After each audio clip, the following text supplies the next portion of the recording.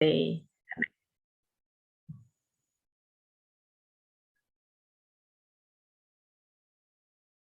Welcome, everyone. It's an absolute pleasure to see you all.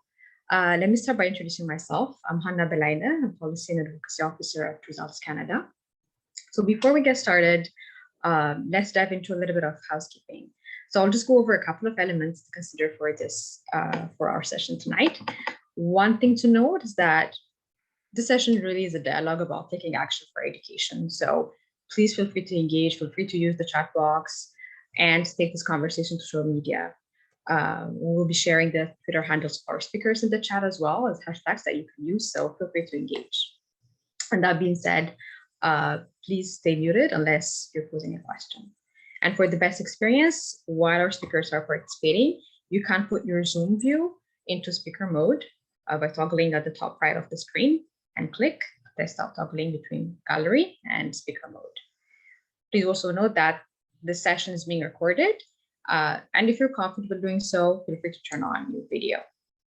And one last thing to note, Results Communications Coordinator, Laura, will be showing us how to take concrete action on social media. So please get your Twitter accounts ready to go. So now that housekeeping is sorted, I would like to kick this evening off by paying respect to the Algonquin people, who are the traditional guardians of the land where the Office of Results Canada is in Ottawa. We at Results acknowledge their longstanding relationship with this territory, which remains unceded. The Algonquin people have lived on this land since time immemorial, and we are grateful to have the opportunity to be present in this territory today. So, as you know, COVID-19 has created the largest education disruption in history, and with the number of out-of-school children growing substantially for the first time in decades. So we are now in a context where basically the pandemic is worsening already existing inequalities in access to quality education. So earlier this month, we kicked off our Raise Your Hand campaign to call on Canada to invest $500 million over 5 years in the Global Partnership for Education, or GPE. So basically to ensure that every child has the opportunity to learn and grow. So this month in May, the campaign focuses on children that are furthest left behind. And we look at the barriers to education for children and youth living in low-income countries and in emergency settings. So we know that children and youth living in humanitarian emergencies in particular are among those who are the most marginalized. And we're at a moment in history where armed conflicts, natural disasters, forced displacement, protracted crisis, are affecting children and youth at unprecedented levels. So tonight, we are joined by two colleagues from Save the Children Canada, Taryn Russell and Tanika Levy, to talk about children who are caught up in humanitarian crisis, who are forced out of school without a guarantee that they'll ever go back. So Save the Children recently launched their Protect the Generation Children Can Now Wait campaign, so we'll get to know a little bit more about that.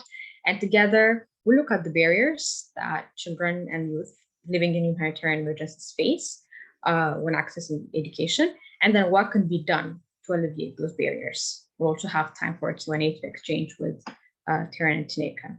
And then afterwards, to take action together, Laura, as I was mentioning earlier, will show us how social media can be, a really impactful tool for digital advocacy. So to commence this evening's webinar, I'm pleased to introduce Taryn and Tanika from Save the Children Canada. Taryn is currently the head of policy and advocacy at SAVE, where she works to create positive change for the most marginalized children around the globe. And Taryn used to be part of the Results family prior to joining SAVE, so she was campaign's director at Results, as you know. And Tanika is a humanitarian advisor with Save the Children Canada, where she provides technical and operational support to international humanitarian assistance projects in fragile and conflict-affected contexts. So Taryn and Tanika, over to you. You can share your screens.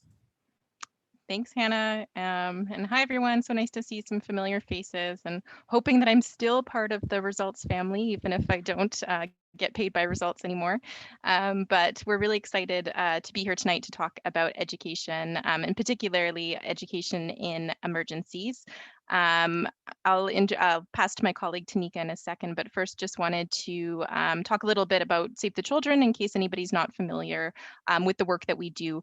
So Save the Children, we've been working for over 100 years now to address the rights and needs of children around the world. Every year we respond to close to 80 emergencies across 120 countries around the world, and that includes in Canada, where we do a lot of work with Indigenous communities leading responses to emergencies, including climate change.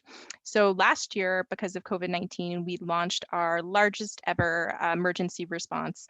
And education was really a pillar of that response across the world. We've been campaigning publicly around the global education disruption, which I think is what you've called it, and really excited to see some momentum around this, especially leading up to the G7.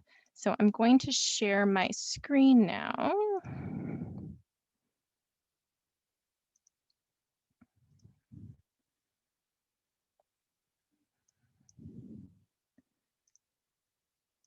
Okay, can you see this? Hannah, I can see your face, so you can nod. Okay, perfect. So I think as some of you might know, this year is just a huge year in terms of the need for humanitarian assistance. We've seen a 40% increase in the number of people who are going to need that assistance, and half of that population is going to be children. Tonight we're talking about education, but we know that for children, their survival and well-being is threatened also by hunger, reduced access to healthcare, as well as protection services.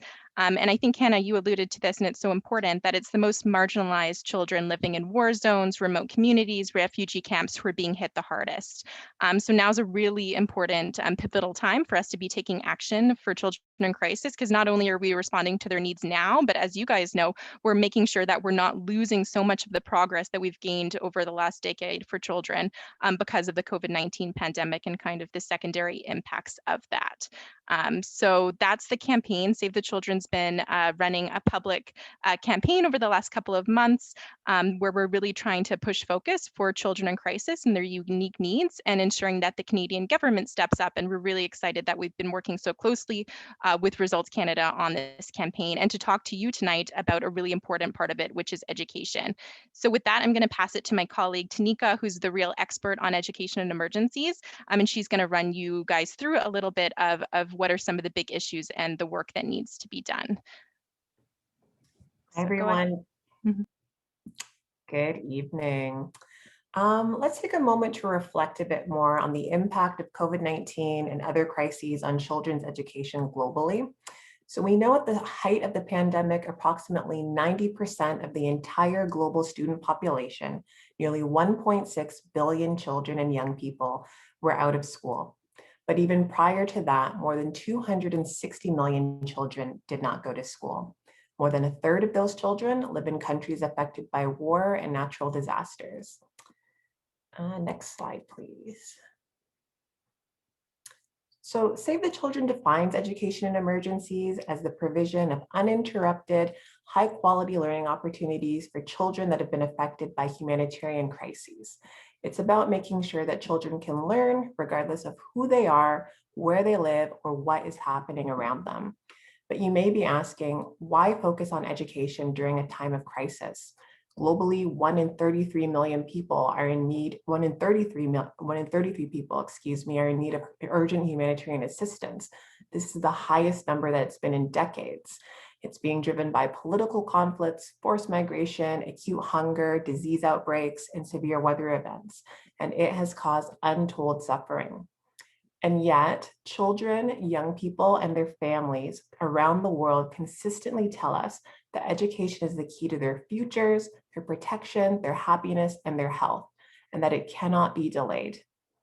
Education plays a critical role in helping children in emergency contexts to manage the distressing events and adversity they may have experienced, in supporting their ability to adapt and cope to new and different environments, and even in addressing barriers to education that may have preceded the crisis, such as discrimination or gender norms.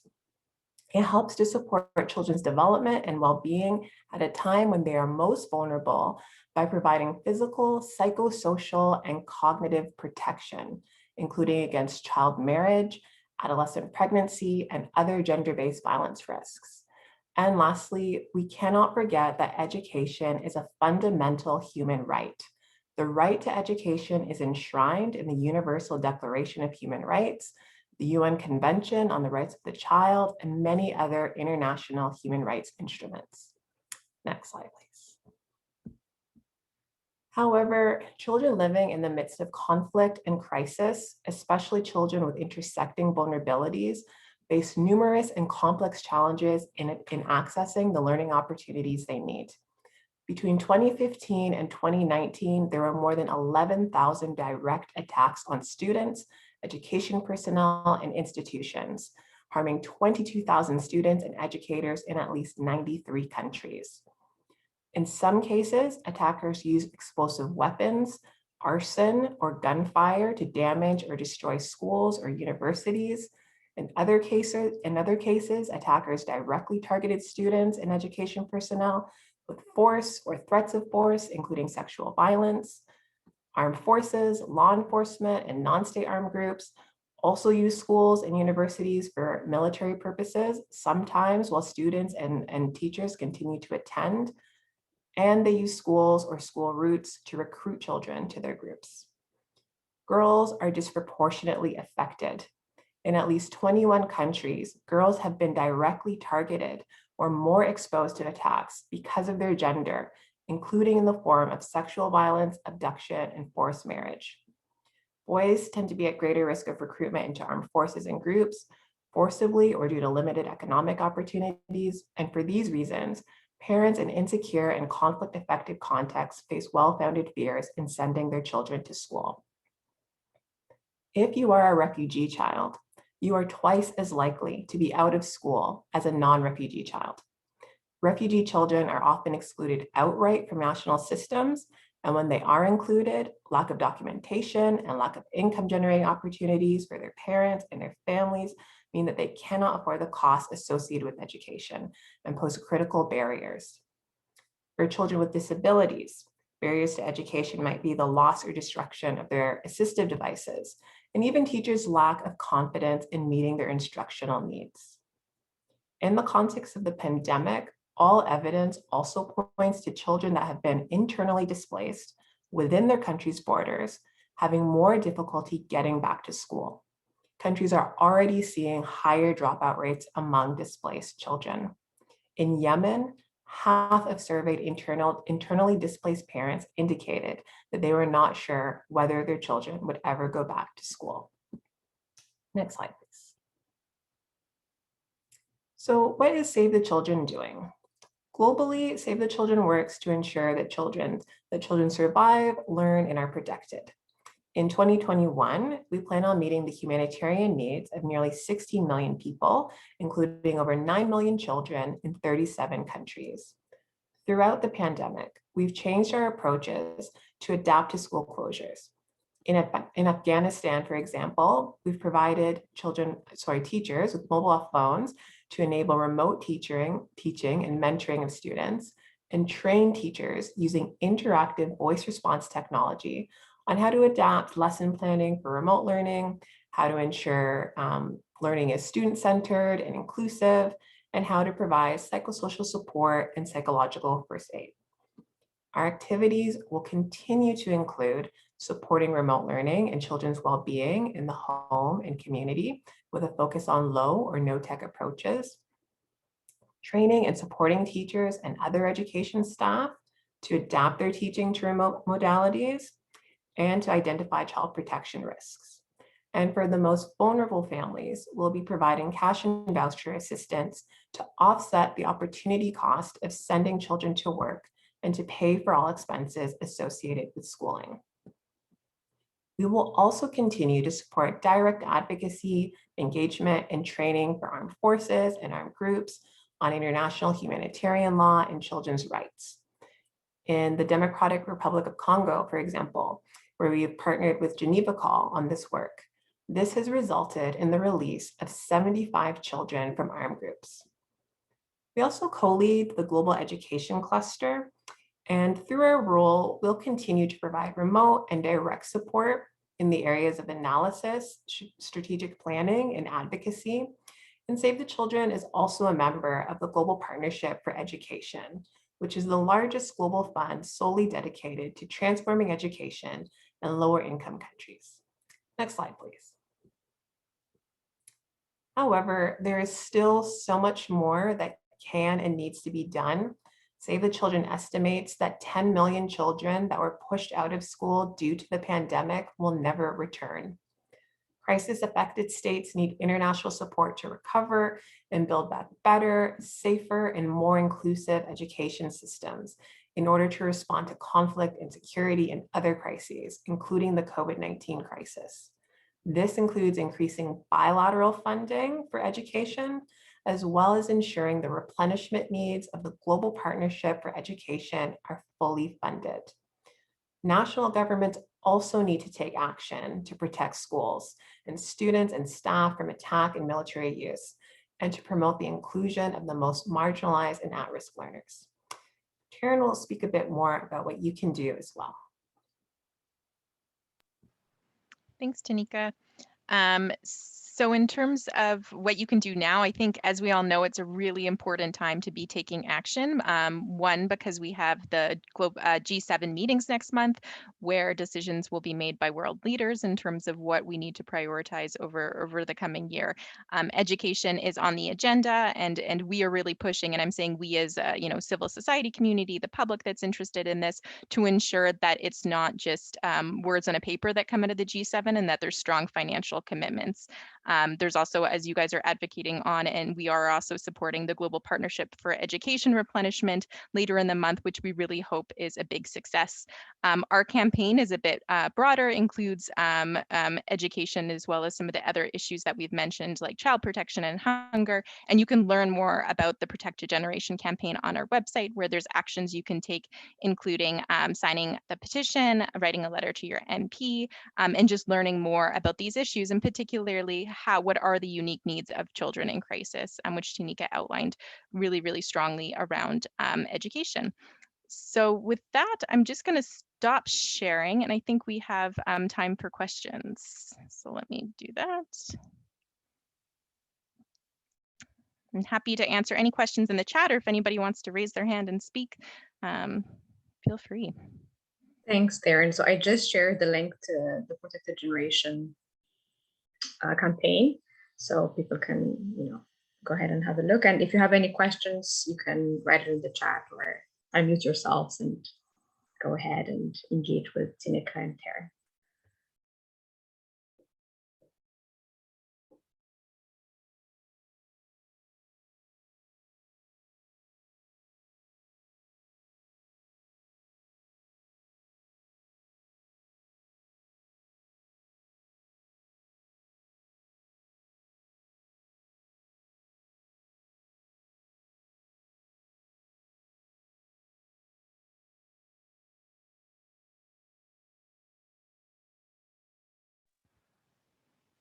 I think Robin has her hand raised. Breaking the silence, Robin, I like it. Go for it. Yes, I will attempt to get this question party started. Okay, yeah, I'm just hoping that you can speak a little bit more to like any storytelling from SAVE's perspective of the people that you're working with that are gaining access to quality education through the direct programmatic work that you're doing in crisis context. So just a little bit more storytelling, I'd really appreciate hearing. And then hoping to see some others' hands be raised. Yeah, sure. So I think of a girl named Arsema in Ethiopia. She was only 14 years old, and during the course of the pandemic, of course, schools were closed, and her parents were under a lot of economic pressure, and she soon learned that she was to be married. She was quite distraught about this, understandably, but then one of her siblings actually told this to her school principal. Now, child protection is very much integrated into the children's education work. We train teachers on child protection topics, including how to identify children that are at risk and how to make appropriate referrals. And when her principal heard of our Summa's situation, he actually reported this to Save the Children's Child Safeguarding Focal Point, and he was able to work with the family to stop the marriage. Now our Summa is back in school. She's very happy and she's looking forward to being a doctor and what else her future holds in store for her.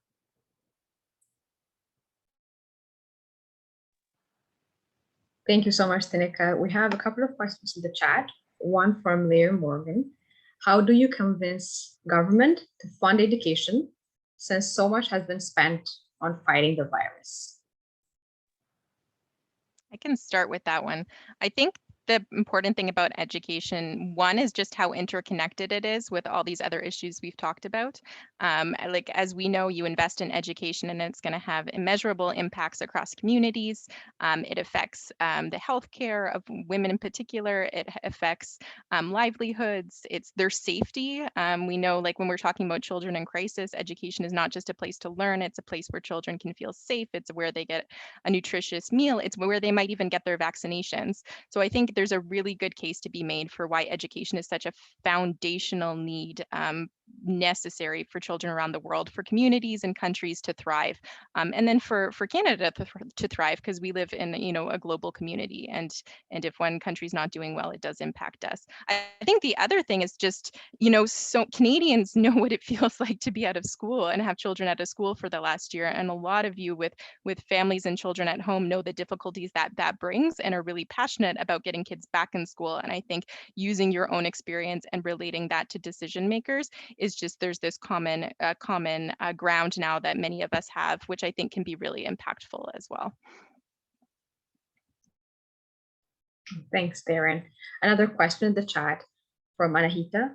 Are you also able to help children in countries who do not have good relations with Canada, such as Iran, for example?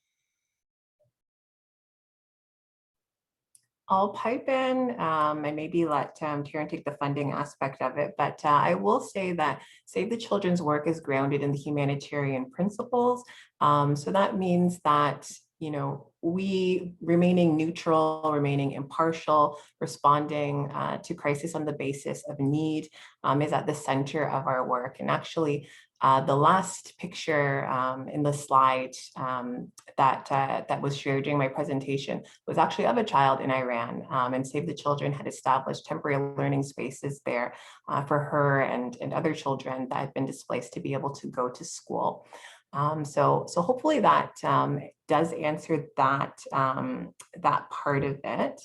But yeah, I think in terms of funding, globally as a movement, Save the Children is definitely able to respond to the children that need it most, regardless of, you know, what their nationality is. And we do that through a mix of private funding and supporting from other country governments. Thanks, Tinika. Pamela, you have your hand raised. Yes, so I came a bit late. I don't know if anybody has asked this question yet. It's about the fact that the pandemic has brought about us realizing that children out of school at the moment are going through a lot of abuses at home, especially. And so I want to ask what you're doing at the moment to kind of educate them or help them through these crises, because these abuses will go a long way to affect them when they come back to school. And so I would want to know what exactly we are doing to help them come out of these abusive situations. Are we talking to governments about the fact that they would have to educate people more about abuses at home or by people, relatives? Yes. So I want to know what we are doing about that. Do you want to start, Tanika? Sure. I'll start. Yeah, it's definitely a very, very tragic fact of the pandemic that domestic violence, violence against children in many forms has increased a lot. We have seen this in other disease epidemics before, even before COVID. I think of Ebola in Sierra Leone and other countries. Teen pregnancy has also increased. And again, what we really do is really embed child protection even in our education work. So that does include on the response side, providing what we call case management services to children so that those children that have experiences those abuses are able to get the direct support and intervention that they need by trained social workers. And also psychosocial support as well, so that traumas and distress that have resulted from those types of abuses are also dealt with.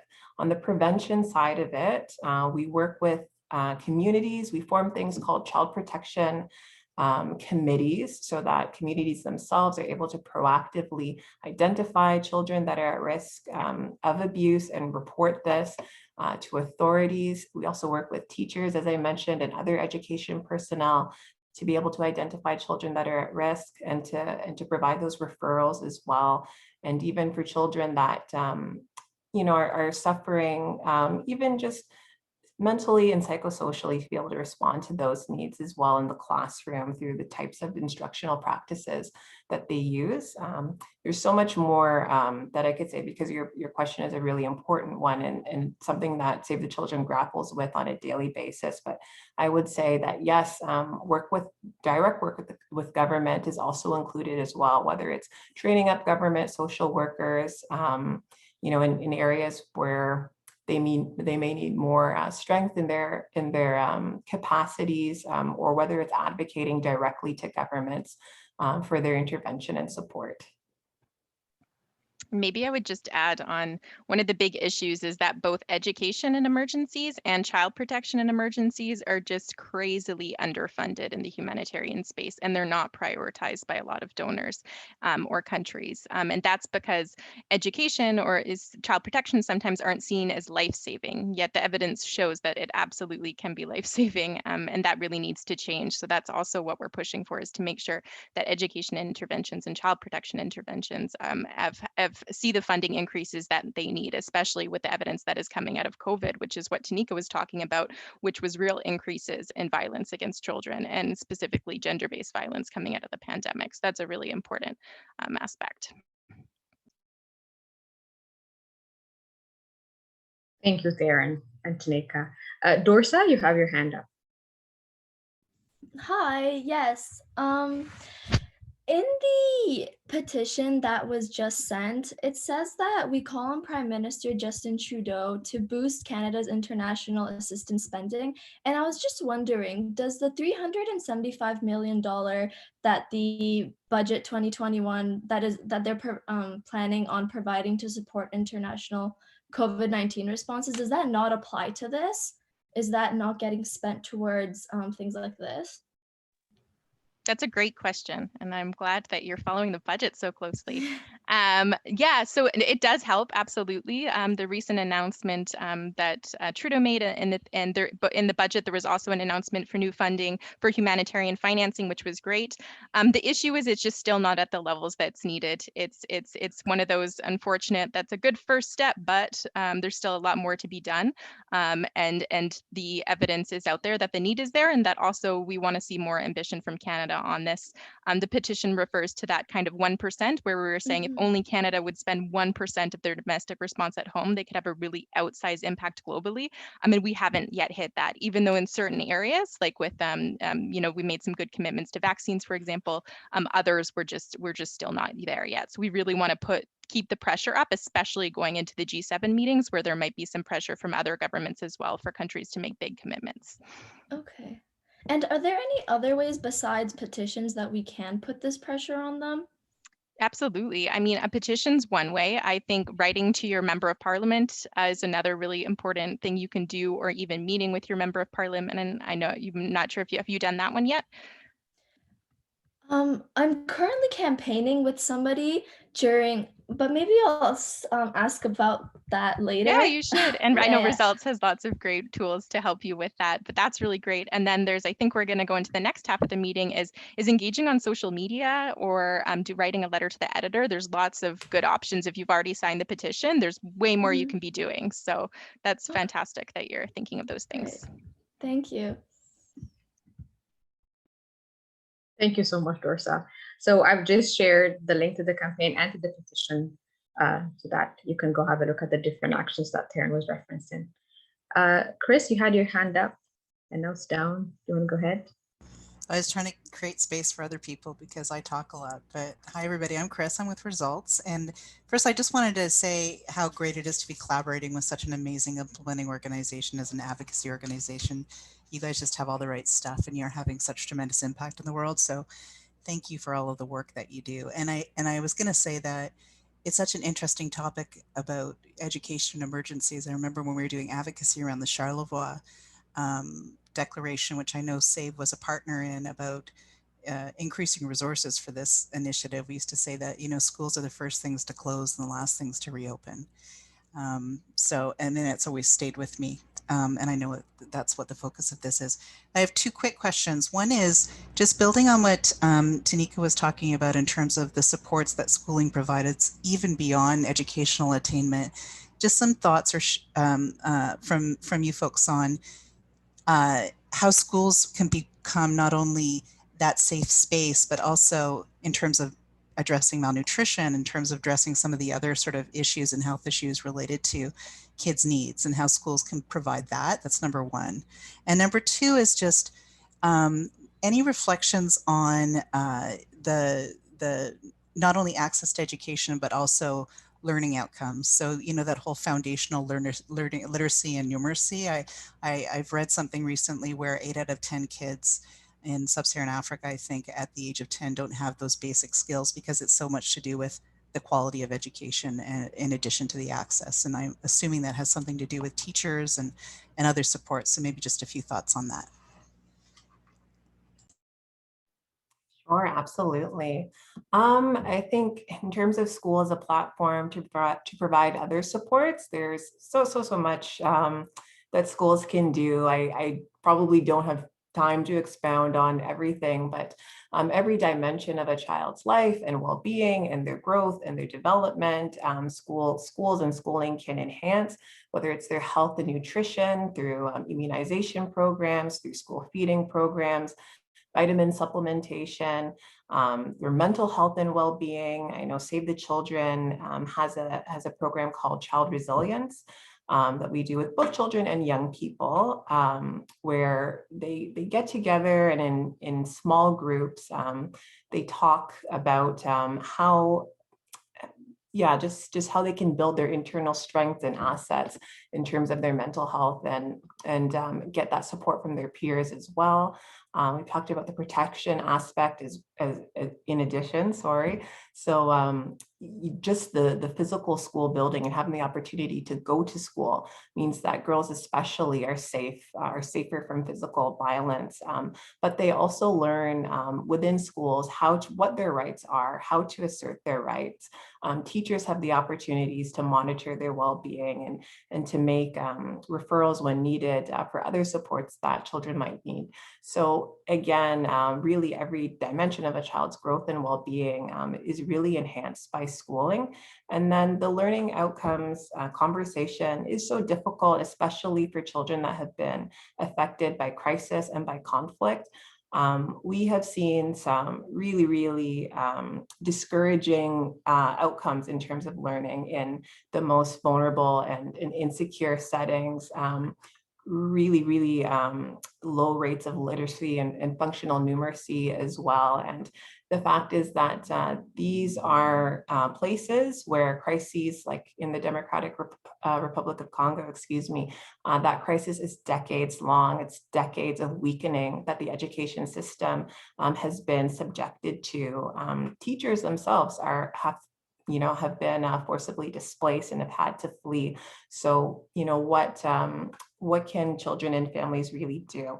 But Save the Children really works with communities to build up the strengths and the capacities that they do have. We have programs like Literacy Boost and Numeracy Boost, where we work with teachers and communities to show them how they can use just the normal everyday resources within their reach to create learning materials for their children so that they can develop those foundational skills. So yes, it continues to be a challenge in terms of supporting learning and the quality of education, but it is not insurmountable. As Taryn mentioned, the figure is actually 4% of global humanitarian funding that goes to education right now. I think, what if it was, even double that? What if it was 8%? How much more of an impact could we have? So thanks for your question. Hopefully that answers it.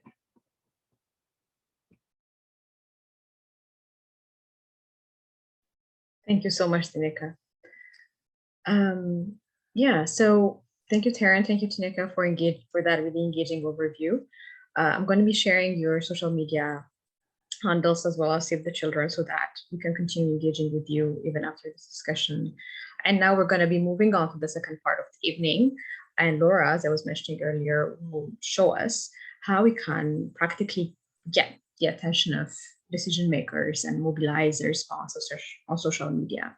So how do we take action, advocacy action on social media so that we create an environment within which political will exists? Laura, over to you. Thank you. And I'll just take a moment to share my screen here.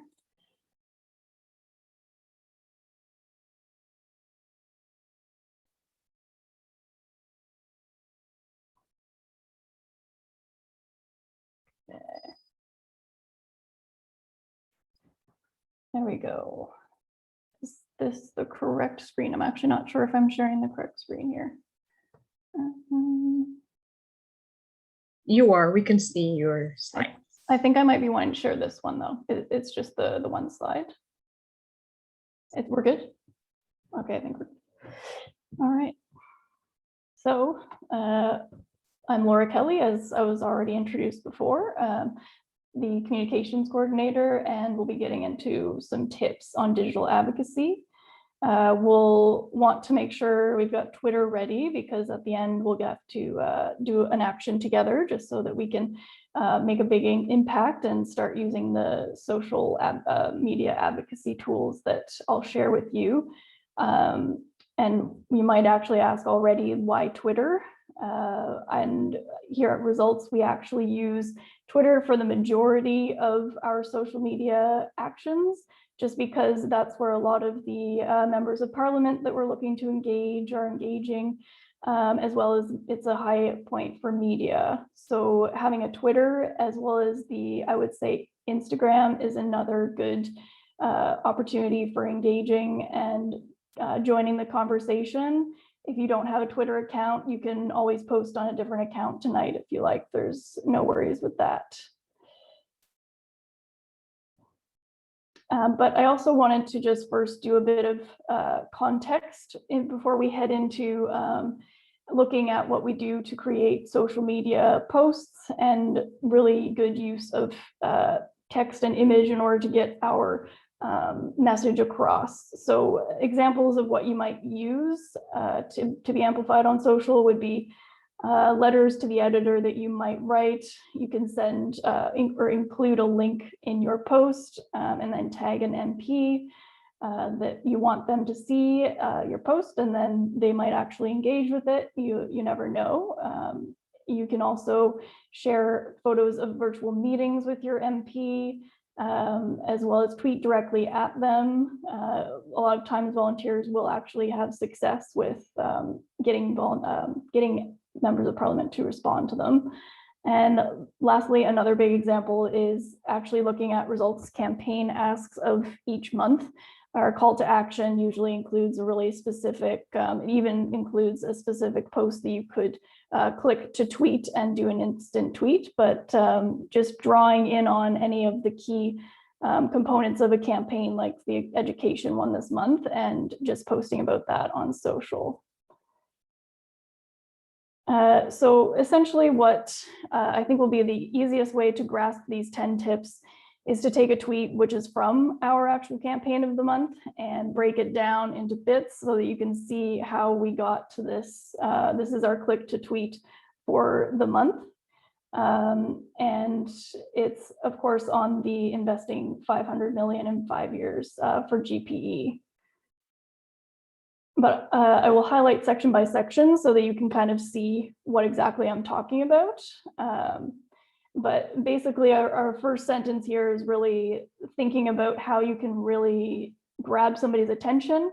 But we always want to make sure that we're respectful and bold at the same time. We don't want to cause any kind of fight online. We're there to be getting interaction, not negative. We want to have a good discussion, and stating the urgency to act on education has never been greater is a really good way to get somebody's attention, but also it isn't too hard to grasp the concept. So it's just an easy way to get somebody to read the rest of your tweet, especially where you have so few characters that you really want to pack a punch in a few characters.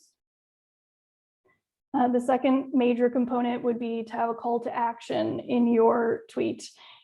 Just because if you put a tweet with something that's asking for someone to do something or someone to understand something, then they will actually have that recognized in their mind and then do an action, hopefully from what you've asked them to do.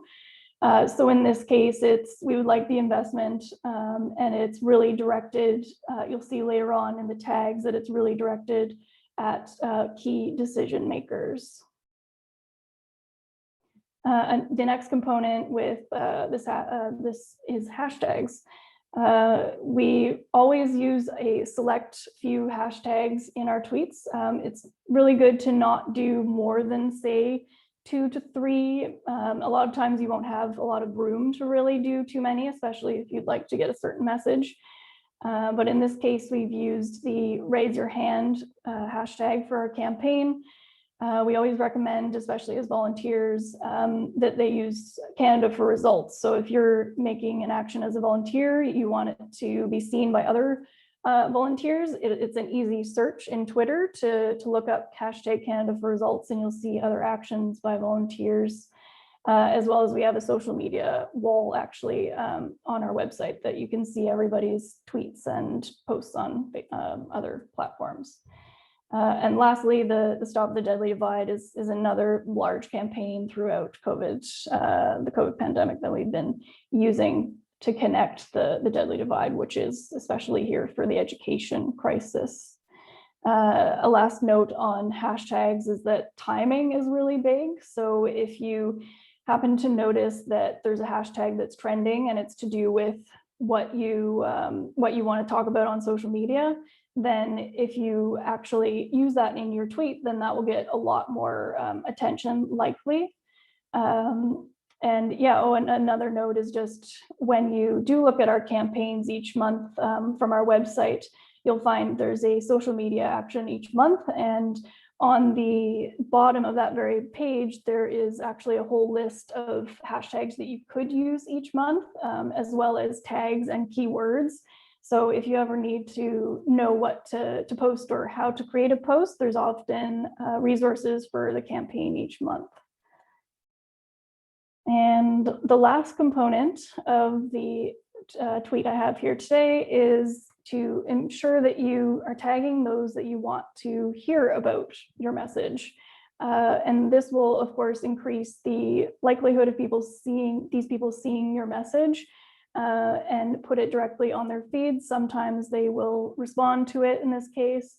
And people you might consider to tag in your advocacy posts would be like key decision makers like Justin Trudeau, Karina Gould, the minister, and then probably like even media. If you know there's certain journalists that talk about a certain topic, then you can add them to your post as well and perhaps get some engagement there.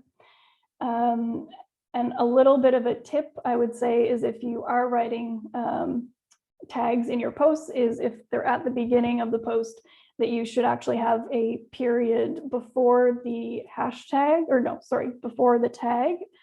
Because if you have a tag at the very beginning of your post, then for some reason it will only show up on that person's feed. It won't show up on a lot of other people's feeds.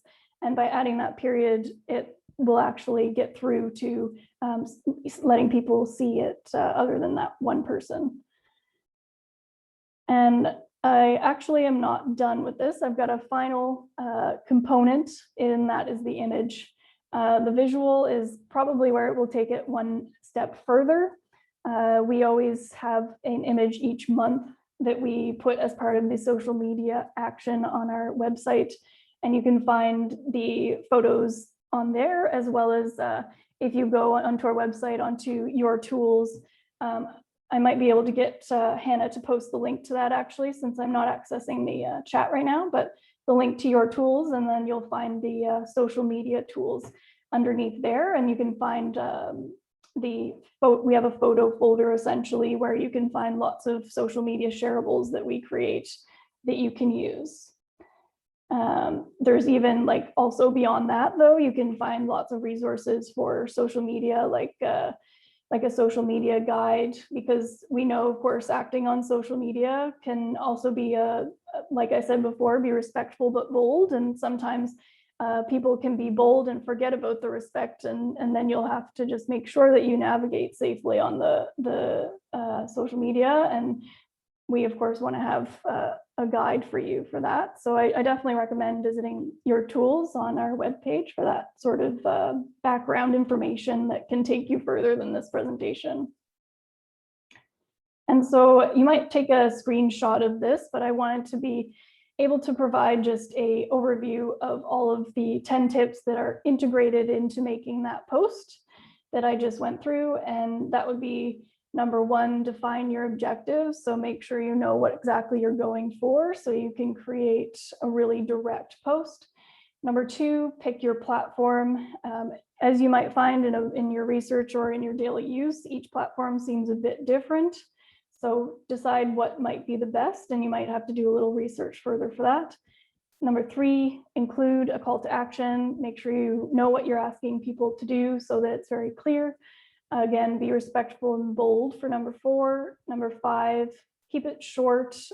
We always want to, in this busy world, not have too much text overflowing, and just to keep it to the point. And that is always the way to get the most attention, as well as keeping it timely. Number six, when you actually jump on like a key media moment or something, a key moment on social media, that's when you might get the most attention. Number seven is use the visuals, and there's just so many options out there. You can find lots of free websites to get free visuals as well, free photos. Number eight, use the right hashtags. Number nine, tag the right people. These two are where we can help as well. If it's in relation to the campaign, you can find that list on our website. And then number 10, lastly, is use our resources. Like I just said, our website with your tools is a really good resource to just start, as well as these types of webinars, because each month we have a new topic, and it's really good to help you deep dive. And there's no end to digital advocacy and learning, but we can only start here. And so lastly, we'll just ask for you to join us in taking action. I do have a link here that I can put in the chat to a click to tweet. I would say, if you'd like, also just feel free to write your own tweet about education that you feel passionate about. But here is a click to tweet, which is from our social media action of the month, which I can actually also put that link in the chat now too, if you'd like to check out more for how to take action this month. And yeah, that's about it. If we'd like to move on to questions or reactions, or how you feel, or if you feel comfortable making a statement like that on social media, and where you're at with it all. Just open the floor to whatever you'd like. And I think I'll stop sharing so that we can see everyone. There we go. Okay. Hannah, if you can just let me know if there are any questions, that'd be really good. Sure. So I've shared the link to our social media campaign page. Okay. Yeah. I also shared the link to the click to tweet as well. Yeah. Awesome. Yes, Thanks, I see Melissa. Melissa has also shared. Awesome. So do we have any questions for Laura on social media action or tweeting? Something I wanted to ask you, Laura, was when you're talking about timing, is there maybe a particular time of the week or a particular time of the day that we should, use to post? Yeah, it is always changing right now, especially with COVID. It's shifted. I would say it's also different on each platform. But Twitter, I think it's, if I remember correctly, it's something like 9 a.m. for some reason on weekdays. And there's like another window, I think maybe between 3 and 4 or something like that. I can't remember at the moment, but yeah, there's a lot of different platform, or like Hootsuite, for example, that's their job, is to actually research that type of thing. So often you have to double check like every 6 months or so what the best times are. But I would say that the timeliness aspect is really all about finding a hashtag that's trending and jumping onto that, or finding a story that someone's talking about in the news and jumping on that. Those are the easiest ways that you can get in on the discussion. And sometimes if it's that big, it doesn't always matter what time it is exactly that you do post. Thanks, Laura. Nathan? So I clicked on the tweet things, and I was just wondering who Karina Gold is, because I don't know. Oh yeah, the minister. I don't know her full international development. International development. Yeah, let's bring the parliamentary. Yeah, I was going to say, so Lindsay. she's the Minister of International Development, so she has the jurisdiction to invest in any of these initiatives that we've been talking about tonight, and so she's the one who has the mandate to speak globally about these issues. And then Lisa has asked in the chat, what kind of posts, like content, photos, quotes, have you seen in your experience gets the most attention? Yeah, I would say in my experience, when you're considering doing a post, a lot of personalized, like if you have a photo of you handing, like putting a sign up, if you put something that you care about, usually that's the most. I find when results as an organization, when we post group photos or group, celebrations or something that we all really care about, like I think I wasn't involved, but like in a past year, there was a whole collage of people that were standing up to stop TB on World TB Day. And that collage, like, I think that those are the most engaging, just because when you see other people, you are motivated to learn about the story and share the story further as well. So yeah, and also just if somebody, like Lisa said, quotes, if somebody is saying something interesting, those always get a lot of people drawn into whatever the person's talking about. It might lead them on to do more research and any kind of personal touch. Because if you take that little bit further, like I say, it's good to do our click to tweets, but then if you can go on to do a personalized version of that from what you learn, as you are doing social media advocacy, then that will have even larger beyond impact too. So it's a start, and you can really grow from it. Awesome. Stefan?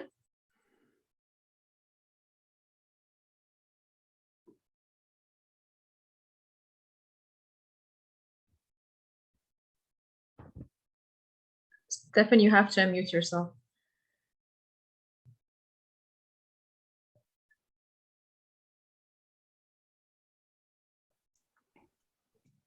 Okay. 3 of us are having a meeting with the MP, hopefully within the next couple weeks.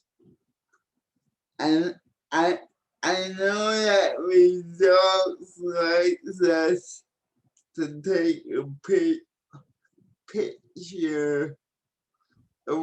Obviously, we're doing it on Zoom.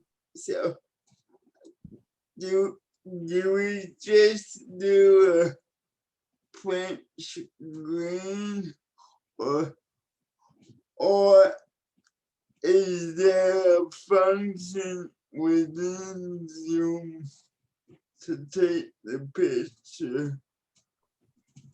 Yeah, I would say if you're meeting with your MP, the best way is just a screenshot, just to ask, you know, if they can pause for a minute and smile. And we'll also ask at the end of this presentation, or end of this webinar, if we all could turn our videos on and have a photo together, just because it is good to share. And yeah, Zoom should probably come up with some sort of instant picture, but unfortunately it's just screenshots for now, which I find work well as long as everyone's paying attention.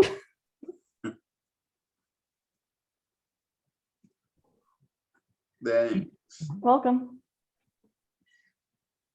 Thank you, Laura, and thank you to all our speakers for this really engaging conversation. And I think the main takeaway is that we can really see there are multiple ways of taking meaningful, high-impact action in support of quality education for all. Taryn had outlined a few actions, and then Laura, you've also mentioned a few. So we can close the session by taking on one additional meaningful action together. So I'm going to share the link to the petition, to the Protected Generation petition. I'll drop it in the chat, and then I'll share my screen, and then together we can sign it. Or if you need more time to look at it, you can do it at a later stage. So I've shared the screen. You can go there. I'll share my screen now.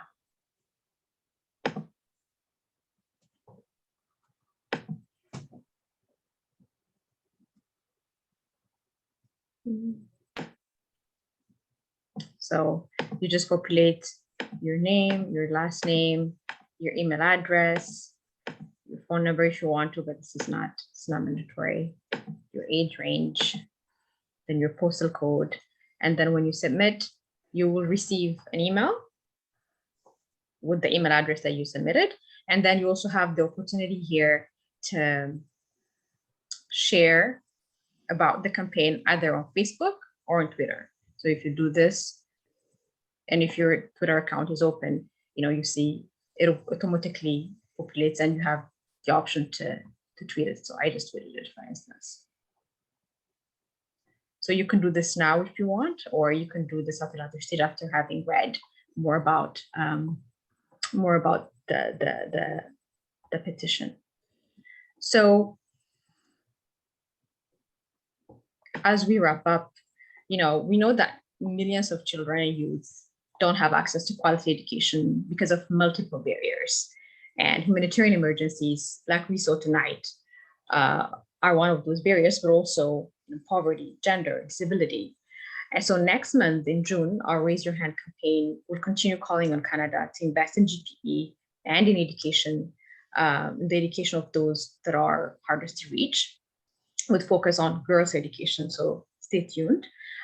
Before we say goodbye, it would be great if we could take a picture to the point that Laura was making earlier. So if you're comfortable, if you can turn on your video, we can take one quick picture. All right, I'll do the countdown.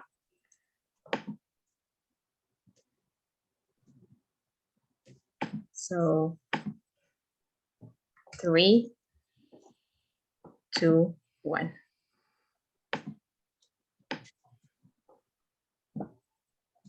Just going to see.